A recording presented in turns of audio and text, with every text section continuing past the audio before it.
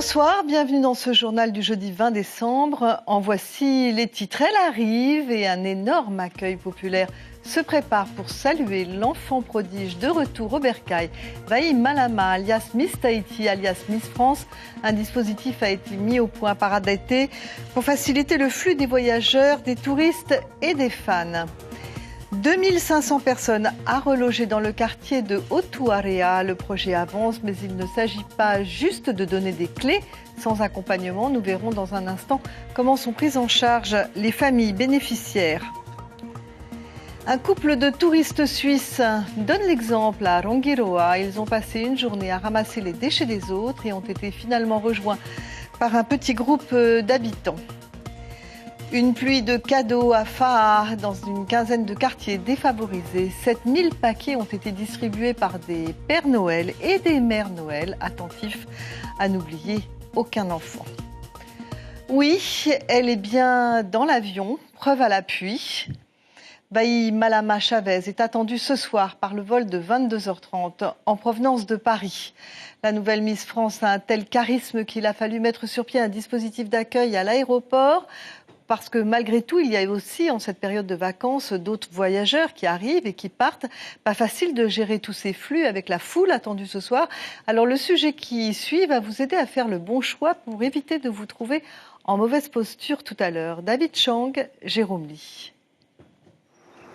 Si vous venez en voiture, inutile de se rendre directement à l'aéroport. Le parking principal sera contrôlé et exclusivement réservé aux passagers et à leurs proches qui prennent l'avion ce soir. On a prévu effectivement un dispositif de filtrage qui sera en amont de l'aéroport, que ce soit des accompagnants, que ce soit des personnes qui viennent récupérer également des passagers ou tout simplement des passagers qui prennent l'avion. Eux, par contre, seront prioritaires pour accéder à la plateforme. Des policiers municipaux contrôleront également la circulation et les stationnements irréguliers aux alentours de l'aéroport. En revanche, le public d'accueil de la Miss pourra se garer à Vaitupa. De là, à partir de 22h, plusieurs bus effectueront des navettes à raison de une toutes les 5 minutes. Ce sont des navettes gratuites, le stationnement est gratuit. Donc bien évidemment, il ne faut pas oublier que l'aéroport continue de fonctionner. Donc nous avons des départs, des arrivées. La période est un petit peu chargée, puisque je rappelle quand même que c'est la première semaine de vacances. À l'aéroport, la bande d'arrêt minute sera fermée. Un périmètre de sécurité séparera le public d'accueil d'un côté et les voyageurs de l'autre. Et le bain de foule se fera dans le hall principal. Elle aura un spectacle qui lui sera offert par Tamariki Poirani. La fête reprendra samedi avec une parade. Miss France défilera sur un char depuis l'avenue Pouvana à Opa jusqu'au parc Paoufei. Venez habillés en tenue locale, couronne de fleurs, parce qu'il faut le dire, des médias français seront là pour couvrir l'événement. Et c'est un moyen pour nous de faire rayonner la destination, c'est un moyen pour nous de faire connaître l'authenticité, la beauté, notre identité culturelle à travers nos tenues. Vaï Malama passera ensuite les fêtes en famille, puis juste après, elle repartira pour l'aventure Miss France. Ce soir, nous serons en direct sur Facebook Live avec Marouki Duri pour vous faire vivre cette arrivée dès 22h30. Rien à voir, mais l'actualité est aussi sociale. À 4 jours de Noël, le conflit se durcit chez Tahiti Valeurs. Les négociations de ce matin au siège de la société n'ont pas abouti. Le ton serait même monté entre syndicalistes et direction. Selon les grévistes, le patron de l'entreprise aurait refusé la principale revendication, c'est-à-dire l'augmentation des salaires ramenée à 5% au lieu de 9% initialement. Dès demain, plus aucun véhicule blindé chargé des transports de fonds ne devrait quitter l'entreprise. Conséquence, le risque d'une pénurie dans les billetteries se précise. Et puis toujours au chapitre social, direction les îles sous le vent pour une grève qui menace 2 grands hôtels, le Taha Island Resort et le Conrad de Bora Bora. Le syndicat Oeto et Rima dénonce des cas de harcèlement et des pressions subies par certains employés à Bora Bora et réclame une prime de risque pour les transferts des produits dangereux pour les employés de Taha. Les négociations ont commencé à Taha hier soir mais n'ont rien donné pour le moment. En bref, cette info au chapitre justice, le voleur qui avait cambriolé la maison de Roni Toumahey a été entendu pour vol aggravé en récidive. Les faits datent d'août dernier. Il avait profité de l'absence de la famille pendant la veillée funéraire du maire pour piller la maison. Il a été condamné à 10 mois ferme.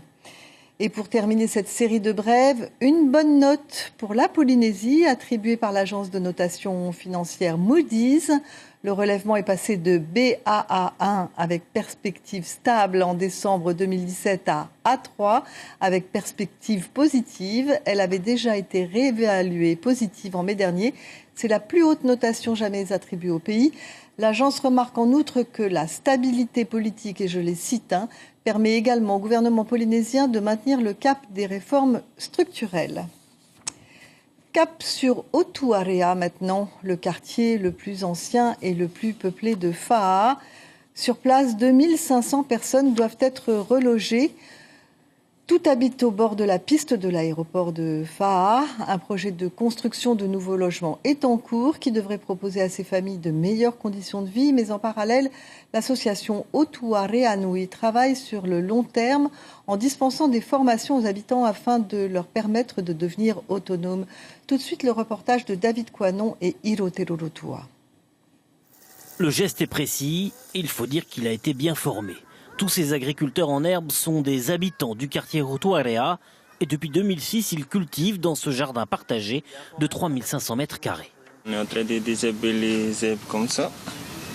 Après, on retire les tomates qui sont pourries. Dans le groupe de Tiki ce matin, ils sont 16. Et après le Faapu, ils se répartiront sans doute dans un autre atelier de formation du quartier. Comme le tahitien par exemple, ou le karaoké pour travailler l'expression orale. Ou encore comme ici, les techniques d'encadrement de groupe. Pour eux, ils doivent chercher comment monter un programme, comment mettre en place les activités, comment faire la simulation avec les enfants.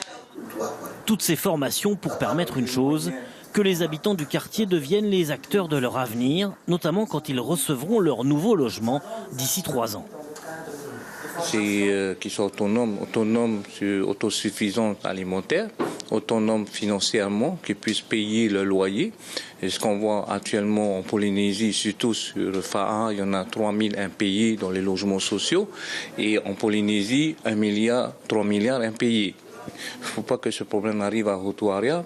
Et la stratégie est payante car depuis ses débuts en 2005, l'association a déjà formé près de 6000 jeunes de toutes les communes. Beaucoup se sont insérés dans la vie. Parmi les quartiers défavorisés, celui de Otuarea a même un taux de délinquance bien inférieur aux autres. Et le quartier devrait devenir partie prenante des nouveaux aménagements touristiques de la pointe Otuarea. Les artisans notamment pourront y proposer leurs produits.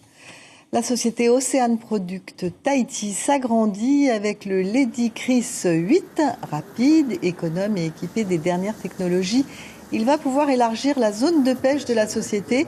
Une 50aine de personnes ont assisté à son baptême, parmi lesquelles de nombreuses personnalités que vous voyez à l'écran. C'est le père Christophe qui a officié pour la bénédiction. Autre genre de pêche à Rangiroa, situé à 1 heure d'avion de Tahiti.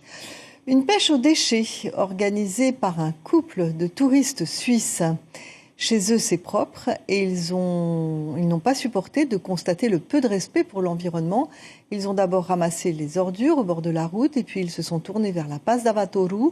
Ils y ont passé une journée entière au cours de laquelle très peu de locaux se sont sentis concernés. 25 personnes, pas plus. Le reportage de Thomas Terili Teporuarai et de Jean-Marie Gaillard. Mais on peut tout dans la lue, du papier, on peut tout quoi. Est-ce qu'il y a le même phénomène en Suisse ? Non. Très circonspect, ces touristes suisses, le pays de la performance environnementale, habitués à éliminer les déchets. À leur côté, seulement une vingtaine d'autochtones, pas plus, ont montré l'exemple pour venir à bout de certaines habitudes des plus malpropres des habitants de l'atoll.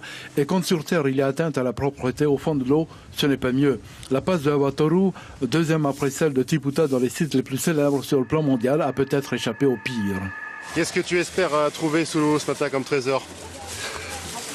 On a eu un aperçu là à Tiputa il y a 2 mois, je pense que ça va être pareil. Hein. Ouais. J'espère qu'il y en a, parce qu'on est là, on va aller combattre là.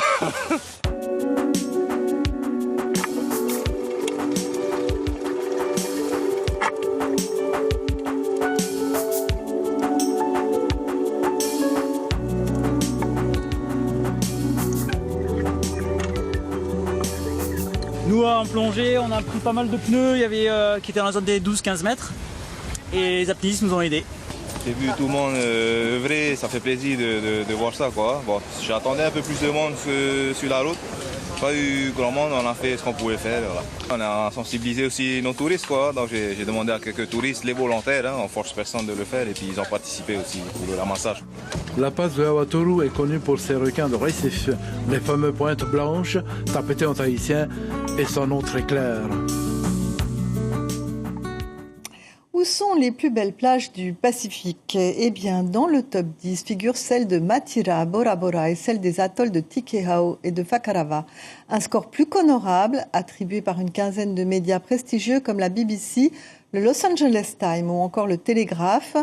Leurs journalistes spécialistes du voyage ont classé les 50 plus belles plages de la grande région et 7 sont situées en Polynésie. Et si vous me le permettez, ils ne les ont pas toutes vues, car celle de Rimatara, absolument exceptionnelle, ne figure pas dans cette liste.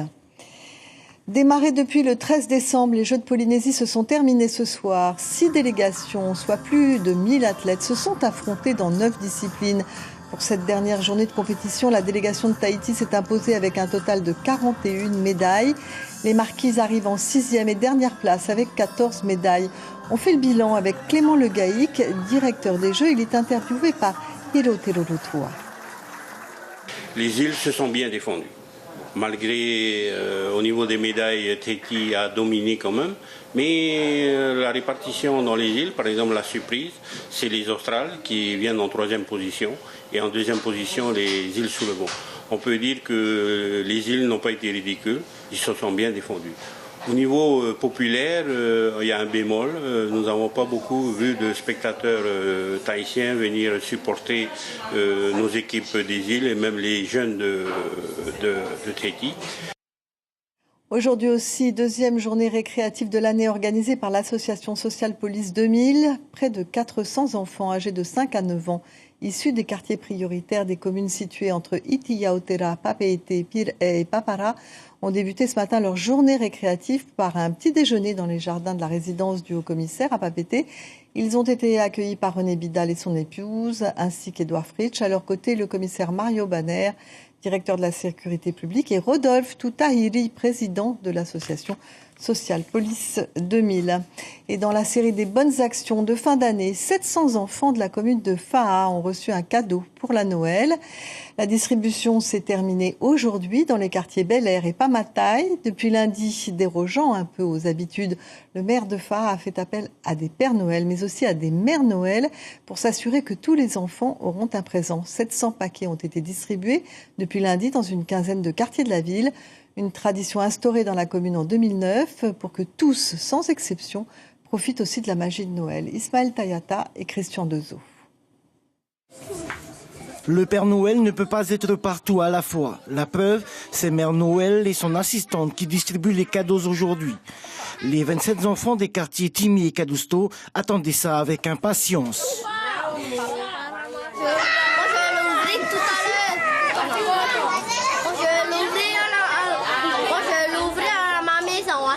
Qu'est-ce qu'il y a comme cadeau? Un livre. Et tu es contente de ce livre? C'est pas un livre. Tu voulais pas un vinyle? Résorber les inégalités sociales dans sa commune, c'est le souhait du maire. Il y a 3 groupes, dont 3 adjoints au maire animent chaque groupe. Un adjoint au maire pour chaque groupe, pardon. Et en fait, nous donnons des cadeaux à des enfants de quartiers défavorisés. Et il y a à peu près 700 enfants qui bénéficient de ce dispositif. La tournée continue. C'est au tour des enfants du quartier Bono de recevoir l'équipe de Mère Noël. Un moment magique pour eux. Bien sûr, avec le comité qui ont bien organisé ce truc-là, c'est formidable. C'est la première fois, je crois dans 20 ans, première fois qu'on fait ce truc-là ici dans le quartier, et c'est très bien. Il faut que ça continue. Cette initiative aura coûté la bagatelle de 2 400 000 francs à la commune de Fa'a. Une partie des dépenses a été prise en charge par le contrat de ville et l'autre moitié par la mairie elle-même. Voilà pour le journal. L'info principale, comme tous les soirs depuis samedi dernier, c'est le feuilleton Miss France avec aujourd'hui l'épisode « L'arrivée se prépare ». La presse écrite maintenant pour demain. La dépêche de Tahiti titre « La santé du pays saluée à l'international ». Et Tahiti Info, Maruru Vai Malama. Je vous remercie au nom de toutes les équipes de la première d'avoir suivi ce journal. Demain matin, les infos en radio seront présentées par Tita Wadoum et Miri Tumatarili. Et demain soir, pour les journaux télévisés du week-end, vous retrouverez Thomas Telly Teporuaray et Laurence Pourteau qui recevra Vai Malama Chavez. D'ailleurs, nous allons suivre les différentes festivités organisées pour le retour de Miss France, à commencer dès 22h30 par notre Facebook Live pour son arrivée. Voilà, je vous souhaite à tous une bonne soirée. À bientôt.